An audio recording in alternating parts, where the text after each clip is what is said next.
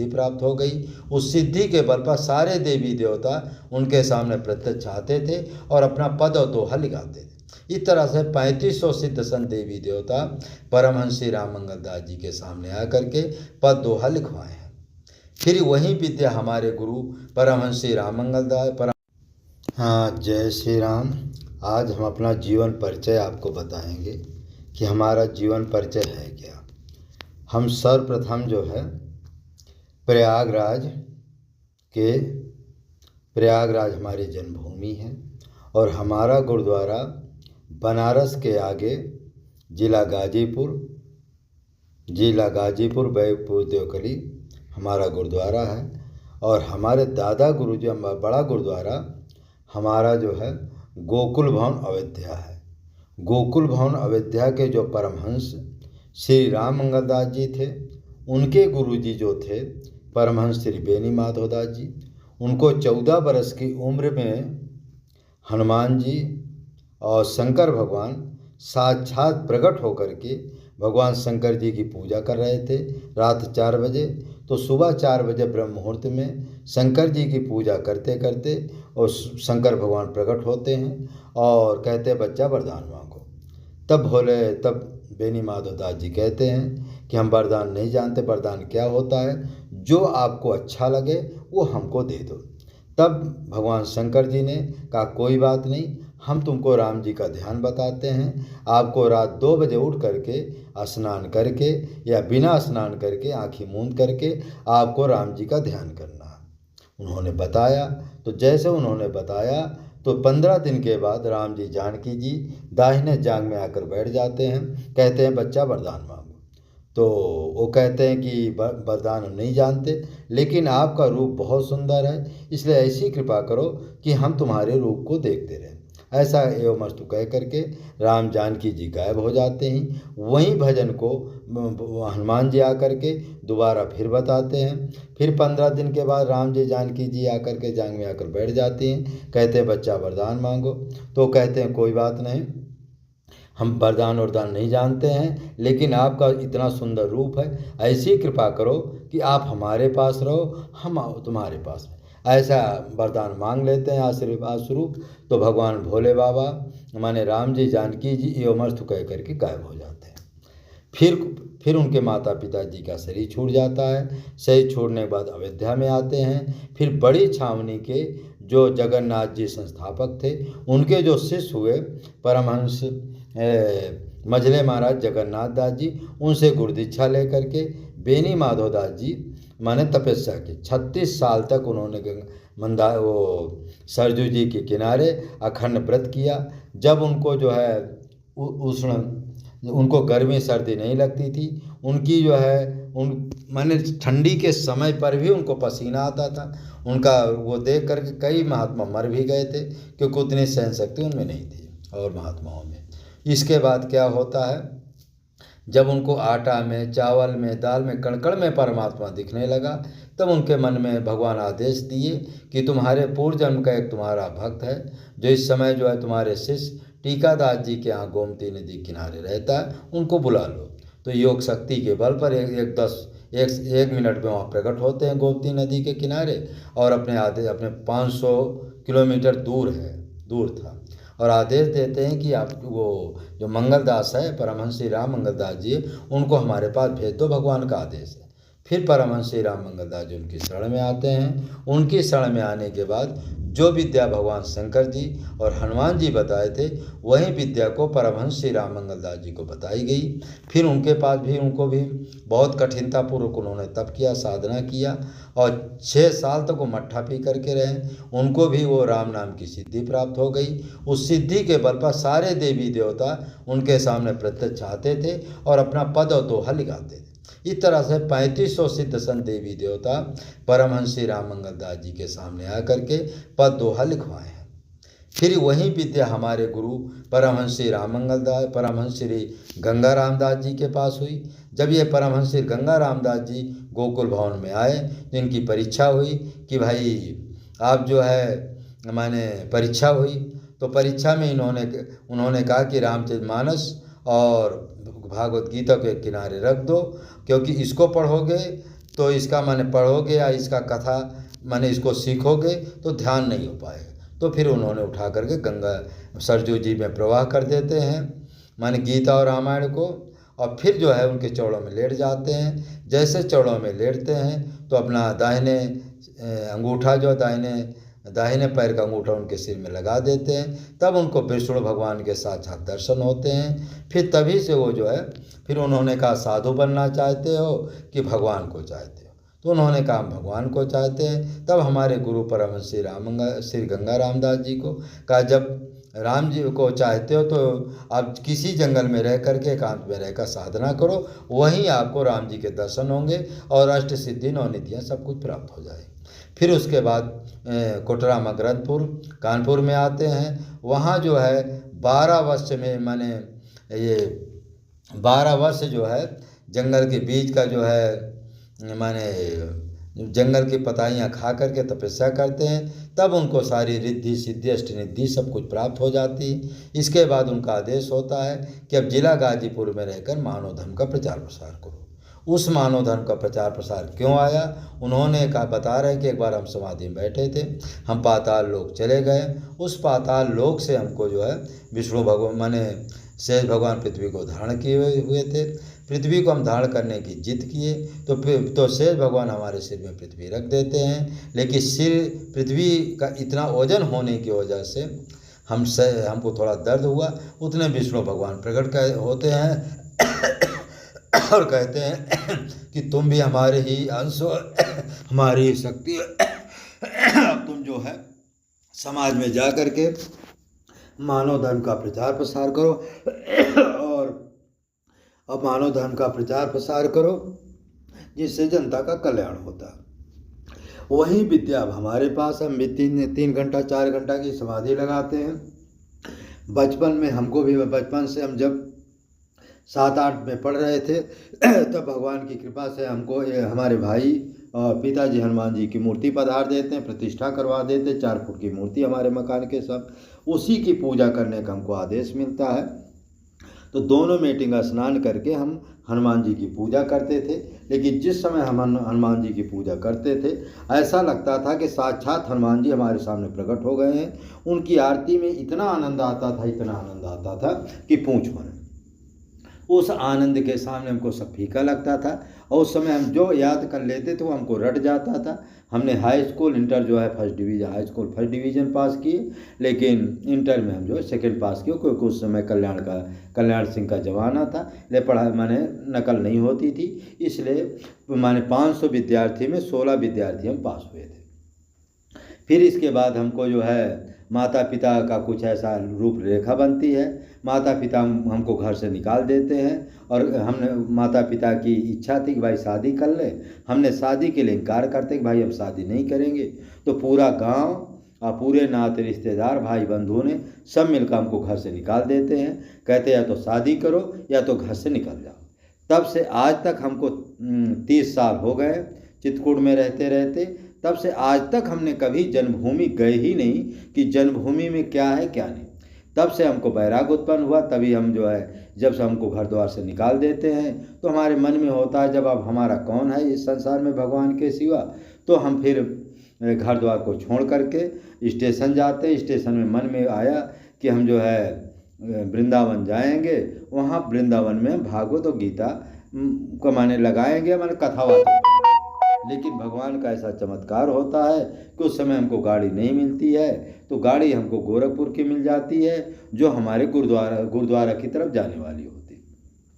लेकिन उसमें एक पंडित हमको मिलता है और पंडित हमको जो है गुरुद्वारा माने गुरुदेव भगवान के पास ले जाता है। तो ऐसा लगता है उस समय जब गुरुदेव भगवान का हमने देखा तो ऐसा लगा कि पूरा शरीर अग्नि की तरह चमक रहा है। उनको देख करके मन मुग्ध हो जाता, उनके चरणों में माने दंडवती प्रणाम करने को मन करता और करते भी हैं। फिर गुरुदेव भगवान का आदेश होता है। फिर जो हमारे साथ पंडित जी रहते हैं वो कहते हैं गुरुदेव भगवान से पूछो यदि यहाँ रहना तो यहाँ रहो, नहीं तो हमारे साथ चलो, हम आपको अपने घर मकान के सामने बगीचा में एक कुटी बनवा देंगे, वहीं तपस्या करना।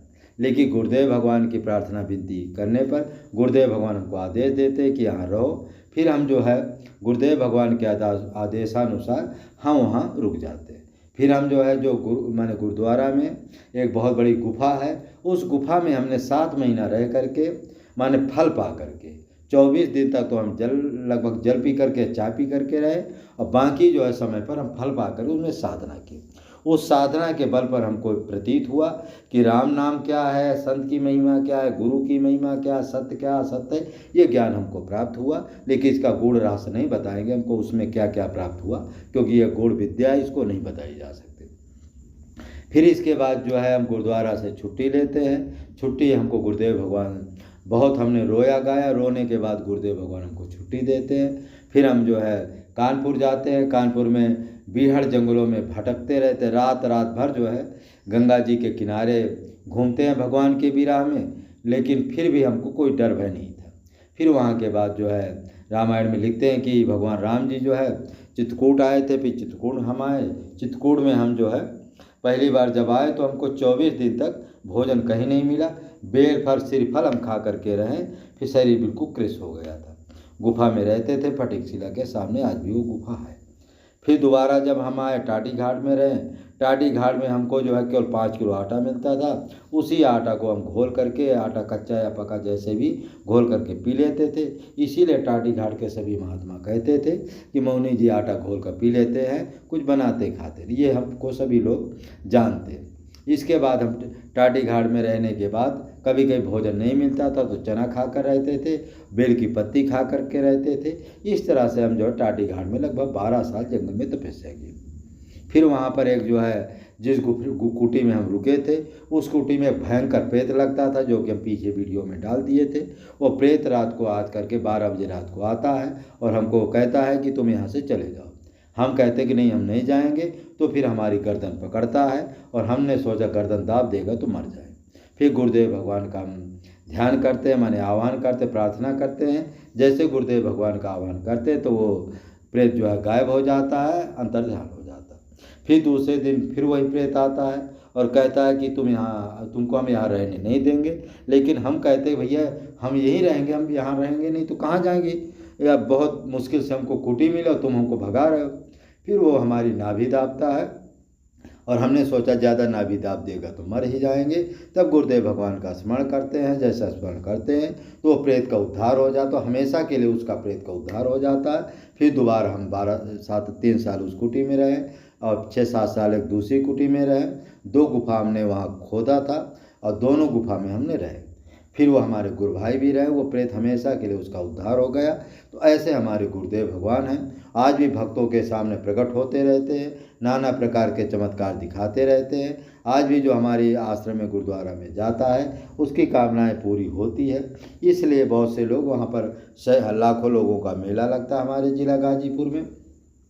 तो जो हमारे दादा गुरु जी के सामने 3500 सिद्ध संत देवी देवता प्रकट हुए थे, तो रामचरितमानस प्रकट हुई।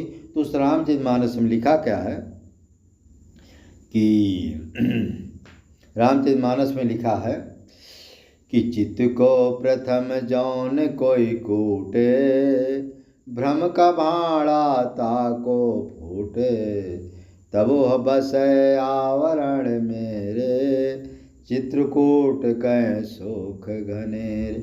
सुख विलास में मगन हो, अरे हरदम धुन सुन नाम, राम लखन सीता सहित सदा बसहि बसोयाम। कहते चित्रकूट धाम में जो कोई आ जाता है और सद्गुरु की कृपा प्राप्त हो जाता है, उसका मन स्थिर हो जाता है, उसको सीताराम जी के दर्शन भी होने लगते हैं और वो 84 से मुक्त हो जाता है। ऐसा चित्रकूट धाम प्रकट होकर के हमारे दादा गुरु जी के सामने लिखवाया। इस तरह से तमाम देवी देवताओं ने हमारे दादा गुरु जी के सामने वो ग्रंथ लिखवाए।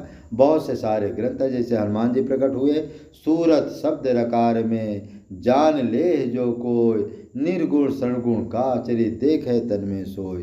तो वही बात है कि जो निर्गुण सगुण का जो चरित्र है, जो सद्गुरु की प्राप्ति कर लेता है, जिसको सद्गुरु मिल जाते हैं, उस निर्गुण राम नाम का जो ध्यान बता देते हैं सद्गुरु, तो सगुण निर्गुण परमात्मा कैसा है, कुंडलिनी शक्ति कैसे जागृत होती है, वो सब सद्गुरु बता देते हैं और अपनी शक्ति से वो मन कुंडलिनी शक्ति को भी जागृत कर देते हैं। ऐसी शक्तियाँ जो सद्गुरु में होते हैं, दुनिया में ऐसा कोई मंत्र नहीं है जिसके द्वारा मुक्ति मिले। मुक्ति मिलने का सब माने भगवान को पाने का केवल एक ही मार्ग है, वो है सद्गुरु। और जब तक सद्गुरु की प्राप्ति नहीं है, जो सद्गुरु है और सद्गुरु के द्वारा उस निर्गुण राम नाम का ध्यान जिसको प्राप्त हो जाए, सूरज शब्द राजयोग की विद्या प्राप्त हो जाए, राजयोग प्राप्त हो जाए, जिसको वो विद्या प्राप्त हो जाती है, उसी की विद्या के बल पर जो है माने राम जी का दर्शन होता है, उसी विद्या के बल पर साकेत धाम का दर्शन होता है, उसी विद्या के बल पर अष्ट सिद्धि नौ निधियाँ मिलती है, उसी विद्या के बल पर राम जी के प्रत्येक कण कण में परमात्मा दिखता है, उसी राम नाम के बल पर उस निर्गुण राम नाम के बल पर सारे देवी देवता आपको प्रत्यक्ष दर्शन होते हैं। तो वही एक ऐसी विद्या है कि जिसके द्वारा माने ईश्वर की प्राप्ति होती है। बाकी दुनिया में ऐसा कोई मंत्र नहीं, कोई ऐसा तंत्र नहीं, कुछ नहीं। वो एक ऐसी विद्या है जिसको निर्गुण राम नाम कहते हैं। रामायण उसमें गीता में भी लिखा है, राज विद्या राजगुह्यम पवित्र पितमुत्तमम प्रत्यक्षावगमम धर्मम पवित्रमुत्तमम। कहने का मतलब वो राज विद्या एक ऐसी विद्या है कि चाहे घर में रहो, चाहे वन में रहो, कहीं भी रहो, यदि आचार विचार का पालन करते हुए साधना करोगे तो चाहे स्त्री हो चाहे पुरुष हो, कहीं भी कोई रहता है तो भगवान की प्राप्ति उसको निश्चित हो। लेकिन फिर भी वो काम क्रोध लोभ मोह अहंकार से बच करके सत्य बोलते हुए आचार विचार का पालन करते हुए कहीं भी रह करके भगवान की प्राप्ति किया जाता है। उसके लिए कोई ज़रूरी नहीं कि आप जंगल में रहें, कहीं भी रह करके उसको प्राप्त किया जाता है। केवल इतना अंतर है कि एकांत कुटी होना चाहिए, एकांत कमरा होना चाहिए। ऐसी स्थिति में भगवान की प्राप्ति बड़ा सरल है, भगवान की प्राप्ति की जा सकती है। इस तरह से भगवान की प्राप्ति है। और दूसरी बात, हमारा इस समय जो चित्रकूट धाम में ट्रस्ट है वो श्री गंगा राम संत सेवा चैरिटेबल ट्रस्ट है। हमारे पास आगे पीछे कुछ नहीं है। यदि हमको जो भी भक्त दान पुण्य करता है उसका एक निचोड़ या तो हम संत सेवा में लगाएं, संतों को राशन बांटते रहते हैं, भंडारा करते रहते हैं, और एक हनुमान जी का मंदिर बनाने का विचार है, जो पैसा बचेगा उसमें लगा दें। तो कहने का मतलब है कोई कितना पैसा देगा हमको, तो पहली बात संतों को राशन बांटेंगे, बचेगा अंडारा भंडारा हो जाएगा। उससे बचेगा जो हमारी कुटियों में 2-4 महात्मा रोज आते हैं, कभी भोजन के लिए, कभी काफ़ी के लिए, डेली 1.5 लीटर 2 लीटर दूध आता है, 1-2 लीटर, उसमें कई महात्मा आते काफ़ी पिलाते रहे। कुछ महात्मा आते या 2-4 महात्मा कभी कभी रुक जाते, उनको भी आटा दाल चावल चाहिए। फिर आपको ये भी पता है कि जो चित्रकूट में महात्मा जिनके पास आटा दाल नहीं है, सभी लोग जानते हैं कि चित्रकूट के जो मौनी दास जी हैं, शत्रुघ्न दास जी हैं, मानव धर्म यात्रा चैनल वाले महात्मा जी हैं, वो राशन बांटते रहते। तो बिना हम चित्रकूट कहीं जाएं चाहे कुटी में ही आकर के लोग जो है हमसे आटा दाल ले जाते हैं। उस आटा दाल के द्वारा अपना गुजारा करते। कुछ महात्मा ऐसे होते हैं कि दुकान में खड़े हो जाते हैं, कहते हैं मौनी जी दुकान में ये सामान चाहिए, हमको हमारी व्यवस्था करो। हमको जो वो सामान लेते हैं 1500 को हमको फ़ोन पे के द्वारा जो है उनको जो है दे देते। तो ऐसा जो है दान दक्षिणा हमारे यहाँ चलती रहती है, इसलिए जो है ये अखंड चलती है। इसलिए पर दिन माने कम से कम 2000 रुपया का हमारा पर डे का खर्च है, कम से कम, क्योंकि 2 महात्मा आ जाएंगे 2000 का खर्चा, कभी 3-3, 4-4 हज़ार रुपया का खर्चा हो जाता है। इसलिए 15,000, 20,000 का हमारा महीने में खर्च। मान लो 1-2 भगत जो हमको देते, हाँ 1-2 महात्मा जो हम 1-2 भक्त जो ज़्यादा नहीं देते, 1-2 भक्त देते, मान लो 2 महीना में जो है 10-5 हज़ार रुपया जो आ जाता है, 10-5 हज़ार जो आ गया वो उतना हमारा निजी खर्चा है। इसलिए पर्याप्त मात्रा में हमको भक्त लोग दे नहीं पाते। जब देते नहीं तो हम जंगल में महात्माओं के पास राशन वितरण कर नहीं पाते, इसलिए 100 रुपया दक्षिणा तो हम सबको दे देते हैं। थोड़ी बहुत जो हमारे पास रहता है, जहाँ तक कि हमारे पास जो किराए का भी पैसा आता है वो भी हम साधु संत की सेवा में लगा देते। तो हमको भक्त लोग उतना नहीं देते। लेकिन जो कभी कभी कमेंट करते हैं कि मौनी जी के पास बहुत पैसा आता, तो ये भूल जाओ हमारे पास ना कोई पैसा रुपया नहीं आता।